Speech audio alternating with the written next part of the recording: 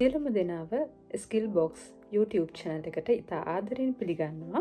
අපි අද කතා කරන්නේ ගොඩක් අයට ගැටලුවක් වෙලා තියෙන වෘත්තීය පුහුණු පාඨමාලාවට අපි ලියාපදිංචි වෙලාද ඉන්නේ කියන කාරණය කොහොමද බලාගන්නේ කියන එක. විශේෂයෙන්ම විදේශගත වෙන්න ඉන්න බොහෝ දෙනෙක් තමන්ගේ සහතිකය ඇටෙස්ට් කරන්න තෘතීක හා වෘත්තීය අධ්‍යාපන කමිෂන් සභාවට ඒ කියන්නේ TVC ආයතනයට ආවට පස්සේ තමයි දන්නේ තමන්ගේ පාඨමාලාව එහෙම නැත්නම් තමන්ගේ පාඨමාලාව කරපු ආයතනය ඒ වගේම තමන්ගේ නම ලියාපදිංචි වෙලා නැහැ කියන කාරණය දැනගන්නේ.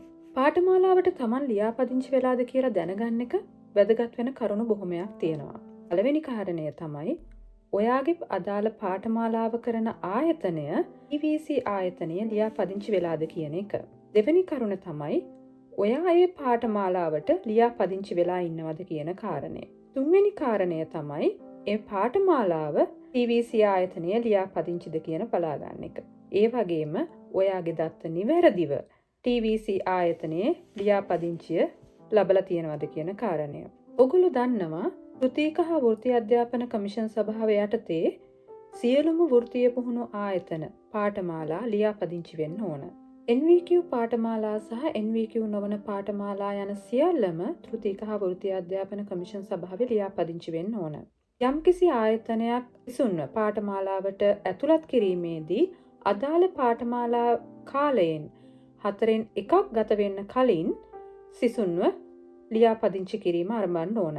ඒ කියන්නේ පාඨමාලා කාලය මාස 6යි නම් පළවෙනි මාස 1මාර ඇතුළතදී සිසුන්ව ලියාපදිංචි කරලා අවසන් වෙන්න ඕන.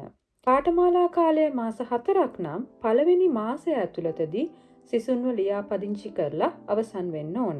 ආයතනය විසින් සිසුන්ගේ දත්ත ඇතුළත් කළාට පස්සේ ඒ සිසුන්ගේ දත්ත නිවැරදිව ඇතුළත් කරලා නිවැරදි දුරකථන අංකය දීලා තියෙනවා නම් සිසුන්ගේ ජංගම දුරකථනයට මැසේජ් එකක් මාර්ගයෙන් දැනගන්න පුළුවන් ඔබ TVC ආයතනයේ ලියාපදිංචි ආයතනයක පාඨමාලාව හදාරන බවට.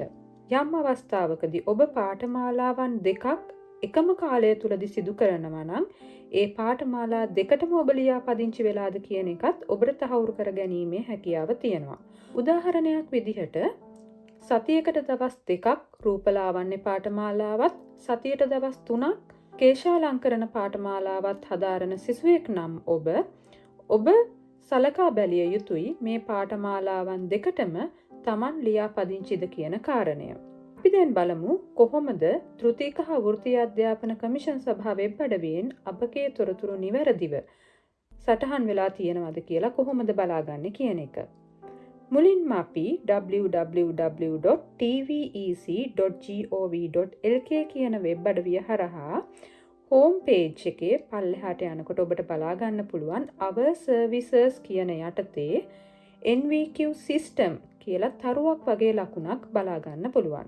මේ තරුව වගේ ලකුණ ක්ලික් කරාට පස්සේ ඔබට දෙවැනියට බලා ගන්න පුළුවන් trainee certificate search කියලා ලින්ක් එකක්. මේ ලින්ක් එකෙන් ගියාට පස්සේ ඔබට බලා ගන්න පුළුවන් අපිට අපේ තොරතුරු කොටස් 3ක් යටතේ සර්ච් කරන්න පුළුවන් කියලා. පළවෙනි කාරණය තමයි ජාතික හැඳුනුම්පත් අංකය හෝ පාස්පෝර්ට් අංකය යටතේ ඔබට ඔබේ තොරතුරු බලා ගන්න පුළුවන්. එහෙම නැත්නම් සහතිකයේ අංකයෙන් හෝ බැක් සීරියල් නම්බර් එකෙන් ඔබේ තොරතුරු බලා ගන්න පුළුවන්. බොහෝ විට ආයතනයක් ඇතුළත් කරන්නේ ඔබේ ජාතික හැඳුනුම්පත් අංකය හෝ පාස්පෝර්ට් අංකය. ඔබට මෙහි කරුණු බොහොමයක් බලා ගන්න පුළුවන්. ඔබගේ නම නිවැරදිව සඳහන් වෙලාද කියන එක, ජාතික හැඳුනුම්පත් අංකය හෝ පාස්පෝර්ට් අංකය, NVQ පාඨමාලාවක් නම් NVQ පාඨමාලාවේ මට්ටම, එම ආයතනයේ නම, ආයතනයේ තෘතීක හා වෘත්තීය අධ්‍යාපන කමිෂන් සභාවේ ලියාපදිංචි අංකය, ඒ වගේම ඔබගේ NVQ සහතිකයක් මීට පෙර ඉෂු වෙලා තියෙනවා නම් එහි බැක් සීරියල් නම්බර් එක, කලින් ඔබ පාඨමාලාවක් කරලා තියෙනවා නම් NVQ හෝ NVQ නොවන පාඨමාලාවක්, ඒ පාඨමාලාවල් වලත් සියලුම විස්තර ඔබට බලා ගන්න පුළුවන්. මෙහිදී ඔබට තව බලා ගන්න පුළුවන් පාඨමාලාව ආරම්භ කළ දිනය සහ අවසන් කළ දිනය. ඒ වගේම ඔබ මීට පෙර NVQ level 4 න්‍යායික පරීක්ෂණය සඳහා පෙනී සිට ඇතනම් එහි තොරතුරුත් ඔබට මෙහිදී බලා ගන්න පුළුවන්. මේ වගේ වැදගත් තොරතුරු රාශියක් අපි ඉදිරි වීඩියෝ වලදීත් කතා කරන්න බලාපොරොත්තු වෙනවා. ඒ වගේම ඔබට මේ සම්බන්ධයෙන් දැනගත යුතු තවත් කාරණා තියෙනවා නම් පල්ලෙහායින් කමෙන්ට් කරන්නත් අමතක කරන්න එපා.